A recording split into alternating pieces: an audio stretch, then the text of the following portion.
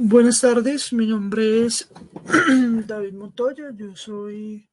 licenciado en Ciencias Sociales de la Universidad La Gran Colombia. Eh, en estos momentos me encuentro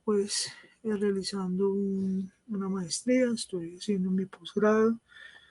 una maestría en Estudios Sociales en la Universidad Pedagógica Nacional.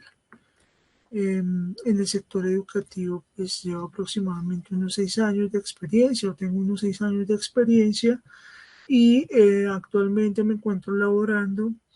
en un colegio parroquial correspondiente pues a la Arquidiócesis de Bogotá y a todo su sistema educativo.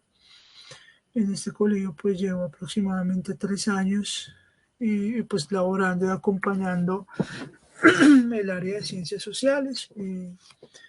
Para este año estoy en cátedra para la paz con los grados octavos y ciencias económicas con los grados novenos, décimo y 11. Pues agradecer a Haider por, digamos que, depositar su confianza en el sentido mismo de esta entrevista. Me parece que tiene unos componentes que son bastante importantes para tener en cuenta, no solamente dentro de la práctica educativa, sino para poder entender y comprender un poco mejor cómo es que se generan de pronto cierto tipo de configuraciones de imaginarios sexualizados, diría yo, de los niños y de las niñas, y cómo esto de una u otra manera pues va a repercutir en unas prácticas culturales que de una u otra manera van a mostrar marcado, digamos que un discurso hegemónico, patriarcal, diría yo. En ese orden de ideas, pues la primera pregunta de quiénes son los niños y las niñas que viven en su territorio, barrio, escuela y comunidad, qué piensan estos niños y qué quieren estos niños, es una pregunta que a la hora de pronto de yo poder contestarla y de poder pensar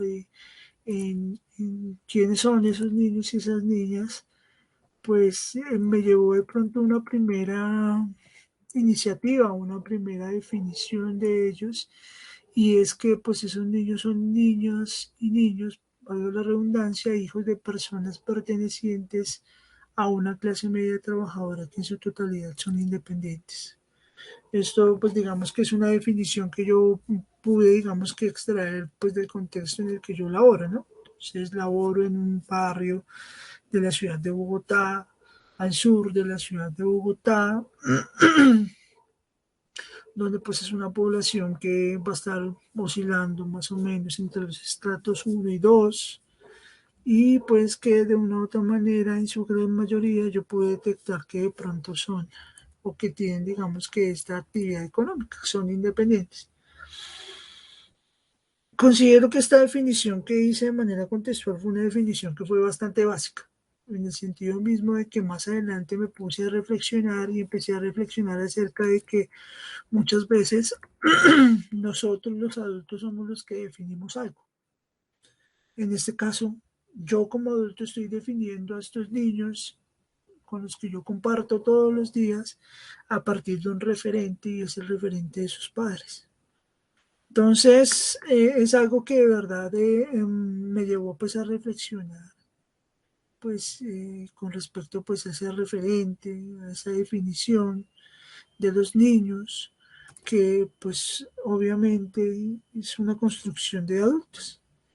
y que de una u otra manera también me llevaría a concluir que nosotros los adultos en muchas ocasiones subestimamos a los estudiantes, o yo en mi caso, subestimamos a los niños y a los niños porque pues damos esos referentes a partir de lo que nosotros los adultos consideramos que son, ¿sí? Y de pronto pues no damos paso a mirar cómo ellos de una u otra manera también son unos actores sociales que a partir de diferentes prácticas que en algunos casos pues son unas prácticas que pues de una u otra manera también tienen un sentido de reproducción, también pueden digamos que configurar, pensar y sentir el mundo pues desde sus propias vivencias y desde sus propias narrativas.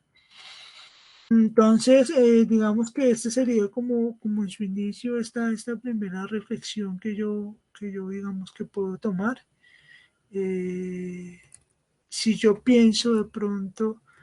en qué quieren los niños y lo relaciono mucho con el ámbito en el que yo trabajo, pues y lo relaciono mucho con la definición que nosotros damos los adultos de los niños, pues me llevaría a plantear más bien qué quieren los adultos de esos niños o qué esperamos nosotros en el ámbito educativo de que esos niños sean cuando ya salgan del colegio. Y pues si es un colegio confesional, pues lo más lógico en ese caso pues sería pues que fueran unas personas que estuviesen digamos que orientadas hacia esa línea religiosa, hacia esa parte religiosa, que pues digamos que pues, la finalidad última después es eso, ¿sí? Con respecto a cuáles son los objetivos que definen a un niño y cuáles son los objetivos que definen a una niña. Yo pues intenté de pronto contestarme esta pregunta de una manera pues como si fuera dos en una y es precisamente relacionando cómo, digamos, a partir de cierto tipo de prácticas que se dan en la casa, de cierto tipo de prácticas que también, digamos, que se dan de manera global y general y contextual, pues digamos que se van a configurar cierto tipo de identidades, en este caso del niño y de la niña, que tienen un objetivo y es el objetivo, digamos que de manera pues, no lo diría si ascendente o descendente, pero sí de pronto, digamos que encaminado hacia el adulto que quiere que sea. Entonces, eso también me lleva a pensar a mí que los adjetivos de los niños y de las niñas van a estar configurados desde una parte cultural a partir de lo que ellos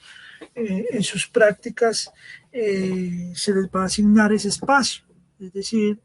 bueno, la niña es la niña, pero entonces la niña va a ser la encargada de todo lo relacionado de el ámbito de la casa. En cambio, el niño va a ser más deportista. Y digamos que esto yo lo he podido evidenciar en mi práctica docente porque pues a pesar de que de pronto nos encontramos en una renovación generacional totalmente diferente, donde de una u otra manera se han intentado romper cierto tipo de paradigmas relacionados con el hombre y la mujer y sus relaciones sociales, políticas y económicas.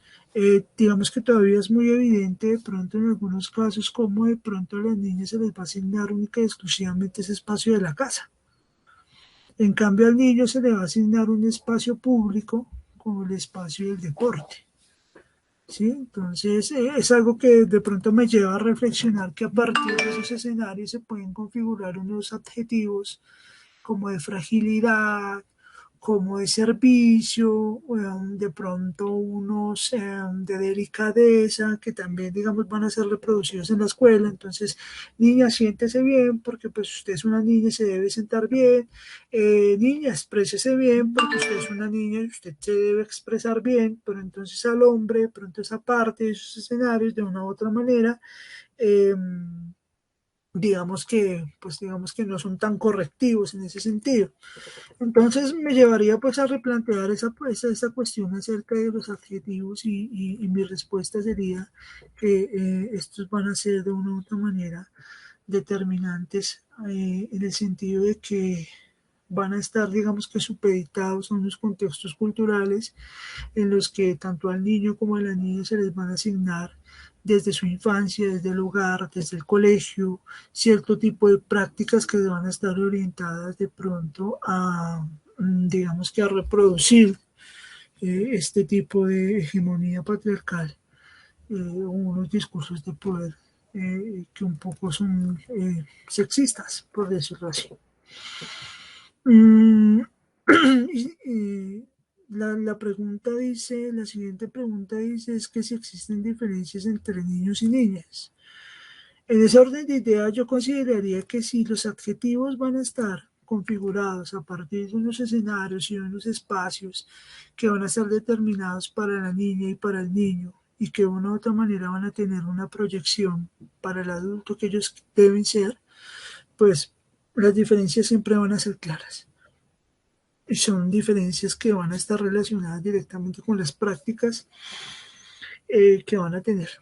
¿Sí? Entonces, digamos que volvemos otra vez al mismo espacio. Entonces, las niñas orientadas al espacio de la casa y los niños al espacio de los deportes, las niñas orientadas hacia el espacio de lo privado y los hombres hacia el espacio de lo público, ¿sí? Entonces, digamos que esa parte me parece a mí que es bastante, digamos que relacionada con las anteriores preguntas de cuáles son los adjetivos que definen a una niña y a un niño. Y por último, pues tenemos qué diferencia a los niños de los adultos. Esa pregunta me parece que tiene un grado de complejidad en el sentido de que si lo manejamos bajo el mismo discurso que yo estoy utilizando, pues la diferenciación de los niños y los adultos pues no sería, no tendría lugar, ¿sí? Si lo vemos desde la parte cultural y contextual. Sin embargo, yo considero que hay procesos históricos que han podido determinar y que han de una u otra manera generado cierto tipo de cambios donde las relaciones entre los niños y las niñas han cambiado y digamos que han transmutado en ciertos aspectos. Entonces, digamos que puede de pronto, digamos que esas diferencias de los niños y de los adultos obedecer precisamente a esos caracteres contextuales en los que de una u otra manera la renovación generacional va a traer consigo nuevos paradigmas que van a, digamos, a romper otros anteriores. Eh, Considero que también en esa parte de la diferencia y digamos que relacionado con lo contextual y con lo que mencionaba, de pronto la globalización, la tecnología como una forma de comunicarse de una manera mucho más inmediata, de una manera un poco más, no solamente inmediata, sino que también de una manera mucho más global. ¿Sí? El hecho de que puedan tener contacto con personas de otros países, pues de una u otra manera va a marcar una forma y una interpretación, una observación, un pensar, un sentir, un decir del mundo de una manera totalmente diferente como la tenían los adultos. Entonces considero que pues es importante esa parte y pues al cambiar digamos que esas relaciones también consideraría yo que las prácticas familiares en cierta medida también van a cambiar. Eh, eh, y pues digamos que con respecto a eso. Y por último, pues, ¿qué es lo que yo considero propio de los niños y de las niñas? Yo creo que erraría mucho si de pronto dijese puntualmente y digamos que determinantemente, o la niña está cosa, los niños tal otro, creo que es propio para las niñas tal cosa y propio para los niños tal otra, porque pues desde mi formación como licenciado en ciencias sociales y desde mi formación también, en el poco tiempo que he podido estar en la maestría, digamos que han roto, digamos que varios paradigmas con respecto a eso. Y es de pronto en el caso del género, en el caso de la niña y el niño, que digamos que esas construcciones culturales que anteriormente estaba mencionando, que notaban un espacio específico para los niños y las niñas a través de unas prácticas sociales y familiares que se reproducían, pues digamos que pues no podría indicar cuál sería lo propio para el niño y para la niña. Lo que sí podría indicar sería es cómo de pronto lo propio para el niño y para la niña dentro de un ámbito religioso, ¿sí? Entonces, volvemos de pronto